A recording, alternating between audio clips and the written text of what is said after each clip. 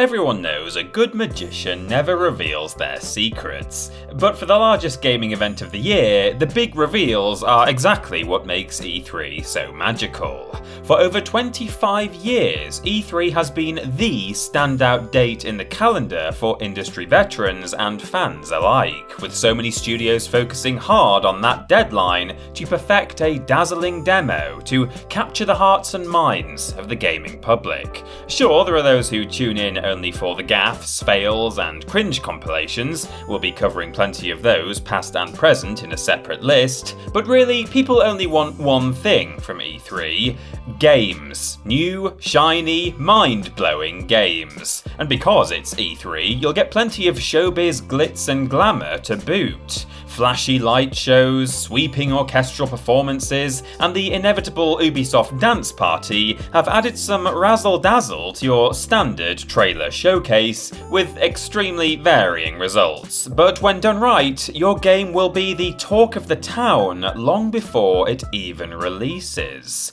There are many such highlights from E3's past, but nothing hits quite like a surprise reveal which can lift the roof of auditoriums, light internet forums on fire, and kick the collective hype machine into overdrive. Shall we look at some? I'm Peter from TripleJump, and here are the 10 biggest E3 reveals of all time. Number 10. Final Fantasy VII Remake 2015. Us video game enthusiasts are a hypocritical bunch, aren't we? Always moaning about too many predictable sequels and not enough new IPs, yet every single time they announce a remake to a classic title, we react like this. Nostalgia is undoubtedly the quickest and easiest path to a huge crowd pop, and few games carry more fond memories than 1997's Final Fantasy VII. 10 years after that infamously cruel tease in 2005 with what was just a tech demo, the fans finally had confirmation that yes, Final Fantasy VII was coming back, and yes, Cloud's Buster Sword does look even more ridiculous in HD. The crowd's slow but steady realization of what they were witnessing was magnificent, with the trailer building up to the reveal wonderfully. The game had plenty of competition from a year jam-packed with huge announcements, from Bethesda's first standalone conference to Oculus revealing their final design for the Rift, and Sony enjoying one of their best E3 showings ever. The Last Guardian was re-announced to a huge reaction after years of radio silence. Horizon Zero Dawn had a strong debut. We saw more of No Man's Sky and Uncharted 4, and even Shenmue made a miraculous comeback nobody saw coming. However, above everything else this year, the Final Fantasy VII Remake stands out as one of the most memorable moments of all E3 history. Number 9. Wii Fit 2007. We'll level with you. The Wii Fit itself isn't the main reason this has made our list. The sentient surfboard, designed primarily to insult your family members, sold like, well, ironically, hot cakes, but your typical E3 audience doesn't always vibe well with exercise-based peripherals. Just look at every single Kinect presentation ever. The real reason the Wii Fit's debut sticks in the memory is thanks to one man, nay one legend of the industry, Mr. Reginald Fils-Aimé, who uttered these immortal words upon facing the judgment of the Wii Fit board. My body is ready. And thus, Reggie cemented his place in internet history, and a place in our own hearts. The Wii Fit, of course, would prove to be revolutionary, one of the few pieces of gaming hardware to successfully encourage us to, well, keep fit. But Reggie's unmatchable charm and stage presence never failed to amplify everything Nintendo did between 2004 and 2019. From the soaring highs of the Wii to the crushing lows of the Wii U. Even the man's debut at E3 2004 was pure gold. I'm about kicking ass, I'm about taking names, and we're about making games. God bless you, Reggie. Number 8. Fallout 4 2015. Speaking of quotes becoming immortalised through memes, we can't forget about Bethesda's chief spin merchant, Todd Howard, and his immortal words. All of this just works. Poorly aged? Perhaps. But at E3 2015, long before the country roads and canvas bags of Fallout 76, Bethesda still had a respectable track record. While the lead-in to E3 had many doubting whether Bethesda could fill an entire dedicated conference, the 30-minute reveal of Fallout 4 silenced all the naysayers. After a 5-year wait from New Vegas and a 7-year wait since Fallout 3, the crowd went crazy at the mere announcement, and things only ramped up from there. The concept art, the iconic pre-war intro, the stunning in-game demos featuring a more vibrant wasteland, the in-depth base building and crafting, the half-hour showcase was jam-packed with juicy details. Best of all, though, was the announcement that Fallout 4 would be released later that year. No decades-long wait from Bethesda here. Well, not for this franchise, anyway. And as if that wasn't enough, they revealed another Fallout title, the slick mobile game Fallout Shelter, which not only carried all the charm of the Vault Boy instructional videos, but was completely free and released the very same day. Oh, well done, Bethesda. Why can't you do this anymore? Number 7. Portal 2 for PS3 2010. PC versus console, a rivalry that spanned generations, making the internal console wars look like petty schoolyard squabbles, which is actually what they were, thinking about it. This unnecessary feud is mostly spurred by internet trolls and militant fans, but sometimes a flame war can be ignited from a high-profile source. And when I say source, I mean Source Engine. And when I say Source Engine, I mean Valve. And when I say Valve, I mean Gabe Newell. We've done it, everyone. The most laboured segue yet. In the 2000s, when Gaben was still the unofficial spokesperson for the self-titled PC Master Race, he was very vocal about his contempt for consoles, targeting the PS3 in particular and its frustrating dev architecture, calling it a waste of everybody's time in 2007. Fast forward to E3 2010, and an appearance at the Sony conference from Mr. PC himself was literally the last thing that anyone expected. When Jack Tretton was interrupted by a familiar robot lady, no, not that one, the audience went crazy before Gabe Newell walked onto the stage announcing Portal 2 for the PlayStation 3, complete with some self-aware digs at his own expense. So I'd really like to thank everyone at Sony for not repeatedly punching me in the face. It wasn't a new title reveal, but it was new for the PS3, and it was certainly a swerve that bamboozled us all. Number 6. Nintendo Wii, Xbox 360 and PlayStation 3, 2005. Oh, a wildcard triple entry. Good job it's not a double. E3, more like E3 consoles for the price of one press event. Yeah, that's a good one. Let's kick things off with the Nintendo Wii, or the Revolution if you want to get all mysterious codename about this. Following up from the underappreciated, low-selling GameCube, Nintendo's next console had to go big. Instead, though, they went small, their smallest home console yet. Satoru Iwata unveiled the pint-sized Wii prototype, then named the Revolution, to rapturous applause, although details were thin on the ground. Even the iconic motion controls weren't showcased until later that year, and it's fair to say that that 2006 presentation was a much stronger showing for the upcoming console. Still, 2005 had mystery at the very least. Then we had Nintendo's competitors, Sony and Microsoft. The PS3 reveal didn't go quite so well, unfortunately, filled with ponderous PowerPoint presentations and a showroom reveal of that majestic boomerang controller that later drew some harsh criticism online. And technically, the Xbox 360 was first revealed on MTV, hosted by Elijah Wood and featuring a live performance from The Killers, being the perfect 2005 time capsule that it was. But a confident E3 demonstration set the stage for a wonderfully competitive console generation. Individually, these three moments might not seem like much, but together, having three new consoles unveiled in one E3 season that would go on to achieve such great things, well, it was monumental. Number 5. The price of the PS1, 1995.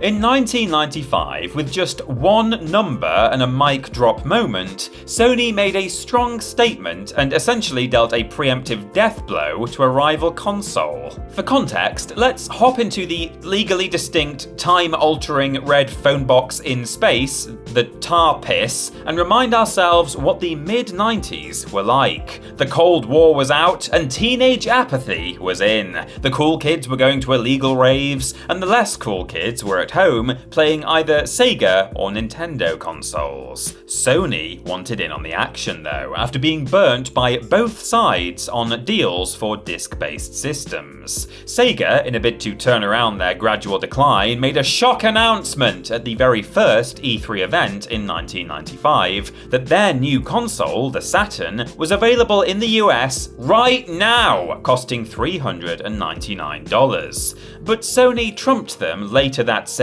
day, having only confirmed a price point the night before, with a massive undercut of $100 for their debut console, the PlayStation. But that figure alone is not quite the whole story. It was the manner of this price reveal that made the headlines. PlayStation's US chief, Steve Race, casually walked up to the podium and, before sitting back down again, simply said the words, $299. It was a running start for Sony, sending shockwaves throughout the industry, not to mention a possible world record for the shortest E3 presentation ever, followed closely, of course, by Peggle 2! Number 4. Cyberpunk 2077, 2019. Back in summer of 2019, everyone living on planet Earth was number 1, blissfully unaware of COVID-19, and number 2, newly aware of Cyberpunk. The game's marketing push began roughly around the time Jesus was still a carpenter and made just about as many wild claims as the people who subsequently wrote the Gospels without having been there in the first place. But the main headline-grabbing reveal at E3 2019 wasn't the well-publicized game itself, but rather the unveiling of its breathtaking Hollywood star. You know the one. He played Ted in Bill and Ted. He did the voice for Duke Kaboom in Toy Story 4, starred in that old Coca-Cola ad from the 80s, you know, real blockbuster material. Most celebrity appearances at E3 tend to be unnecessary at best and excruciating at worst. But in 2019, Keanu Reeves was at the height of his resurgence off the back of John Wick, and his raw enthusiasm and honest candor won the fans over in a heartbeat. The dazzling stars in their eyes entrance and affectionate heckle from the audience certainly helped things along. Tonight, Matthew, I'm going to be breathtaking. But Keanu's reveal as one of the main stars of the game itself, the cynical rocker boy Johnny Silverhand, sent the auditorium roof into orbit alongside the sky-high levels of hype. And despite the controversial launch of Cyberpunk a year later and the numerous management missteps in production, nobody could dare blame our precious Keanu. He can really do no wrong, this man. Number 3. Half-Life 2, 2003.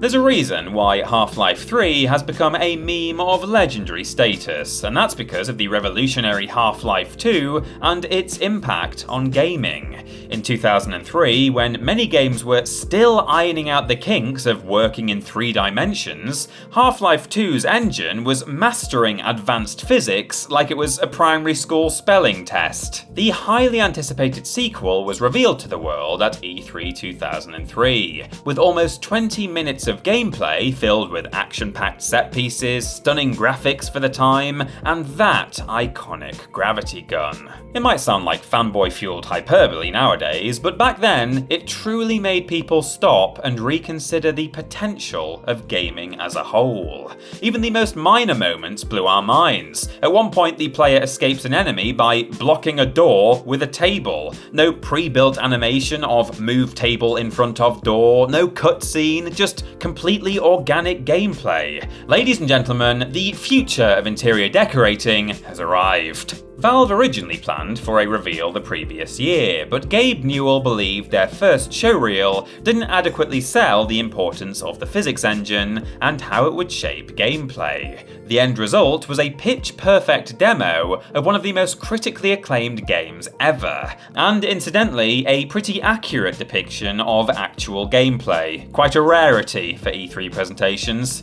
Number 2. The Legend of Zelda: Twilight Princess, 2004.